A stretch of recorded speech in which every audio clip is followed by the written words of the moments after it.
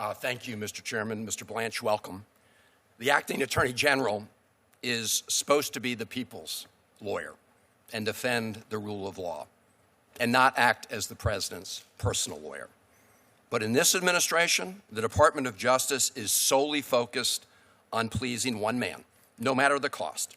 Lest anyone forget, huge banners with Donald Trump's face hang from both sides of the main Justice building. This is the big banner of Donald Trump on one side of it, so that every single person who enters that building will see it and remember exactly what that man wants them to do. You're his former personal attorney, and you know exactly what he wants. In fact, he often posts it right here on social media, his Truth Social account. He wants to weaponize the department for his own political ends. And right from the start, you and your cohorts have worked to deliver what he wants, doing his political dirty work.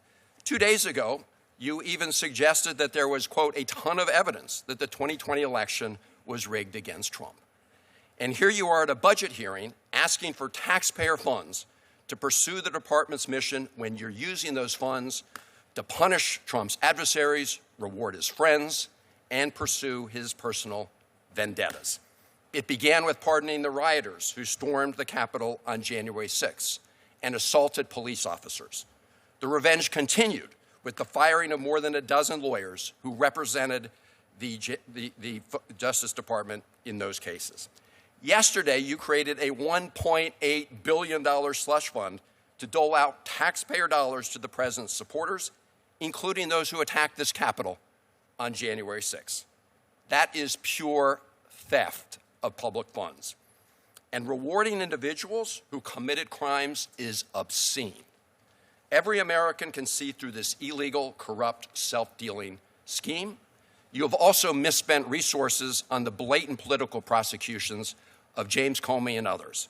You couldn't find a single career lawyer to bring the first case against Comey, and lawyers resigned rather than participate in that charade.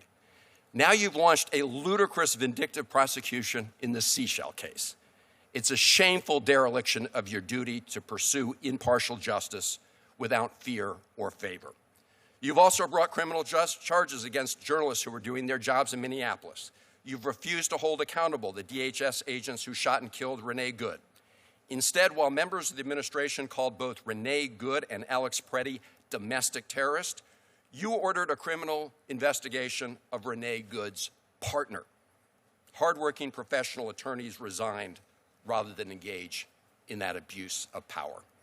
Others in the department have been fired for telling the truth to the courts, an insidious message to send to officers of the court. You have fired immigration judges who rendered decisions the administration didn't like. More gross political interference in what is supposed to be an independent process. All told, DOJ lost over 8,500 staff last year and nearly 1/4 of its lawyers. It's so bad that you're now offering $25,000 signing bonuses and hiring prosecutors with no prior legal experience, seeking applicants who personally pledge support to the president.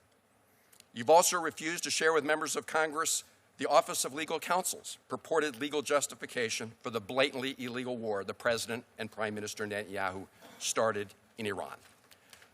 You have clear conflicts of interest between your prior job as the president's personal lawyer and your duty to ensure justice. This is especially true with respect to the cases of the survivors of the heinous crimes committed by Jeffrey Epstein.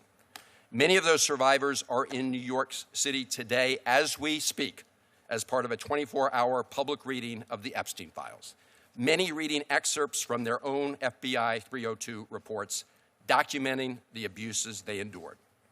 These survivors have tried to share their stories with you. Instead, you spent 2 days interviewing his convicted associate, Ghislaine Maxwell, and shortly thereafter, she was moved to a lower security prison camp with special perks. Mr. Blanche, the record is crystal clear. You are still acting as the president's personal lawyer, not as acting attorney general. It is hard to justify giving you any funds that will enable this pattern of wrongdoing to continue. Thank you, Mr. Chairman. Support journalism you trust. Support PBS News.